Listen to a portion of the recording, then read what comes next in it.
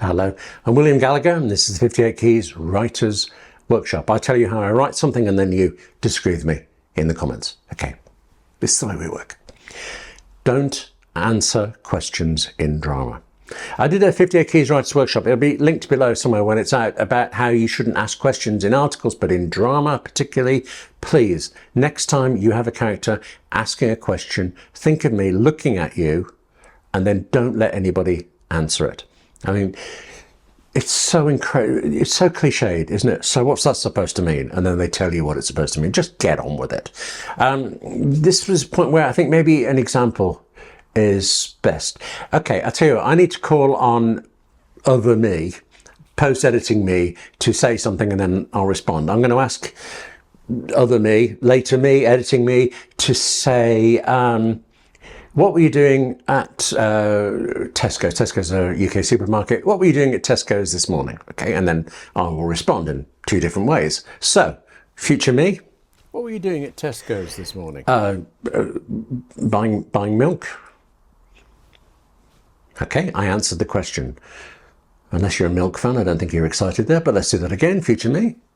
So what were you doing at Tesco's? Are you following me? You see the difference there? Instantly, that's more dramatic. Instantly, we're rubbing up against each other.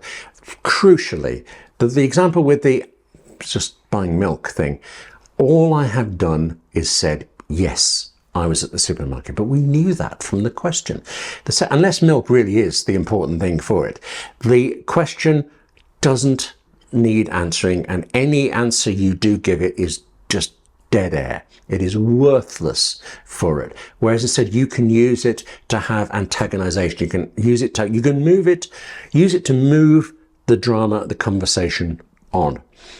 Small exception to that. I've done this one a lot actually, and when I do live workshops with people writing workshops, that comes up quite a lot because it's also parts of dialogue and things like this. Dialogue being my favourite. But I was telling my wife Angela that I was going to talk to you about this, and I did the same thing. I asked her to ask me about Tesco's, and she noticed that the first one, I didn't just say, you know, I was buying milk. I was buying milk.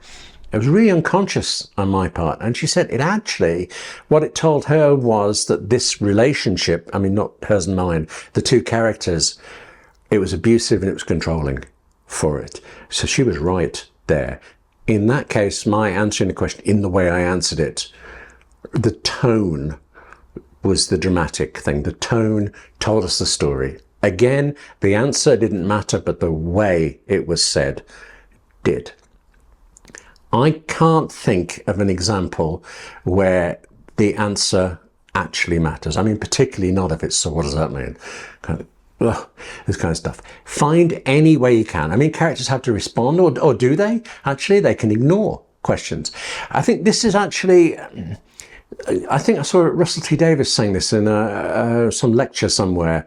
In drama and in real life, people don't know what they're going to say, and they don't have a plan for it, and it's, or also, I remember he definitely said this somewhere, there's an argument, just an argument, this isn't necessarily true, but that's something to consider, that in any conversation, really it's them talking and you waiting for them to shut up before you speak.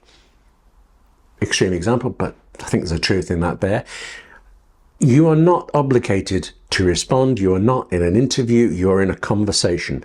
Drama conversations have to look real. And in fact, actually, they can't be real. They have to carry so much character, so much plot and things like that, but they have to sound real. And actually, answering the question does sound real, but at the cost of being incredibly, incredibly boring. Have somebody respond, fine. Any way you like, fine. But just any way except actually answering the question. There's a gorgeous, gorgeous thing in, there's a writer called J.C. Wilshire. He wrote a series called Between the Lines, a police series, 1990s BBC. It's absolutely superb for it. And there's this wonderful, just golden moment in it when it's the same kind of police interrogation we've seen thousands of times. The suspect is sitting at the table waiting. The police officer comes in, slaps down the folder of paper and goes, right, so your name is William Gallagher, you're born here, you did this, you work there, you're doing this, you were seen on this and this road. All of these things. And then that isn't quite delivered as a question, more a series of statements, but really it's kind of it's in a questioning environment. And then the suspect gets to go, no. They've got totally the wrong person. It's a stolen identity thing. But the length of the questioning and then the no is just delicious for it.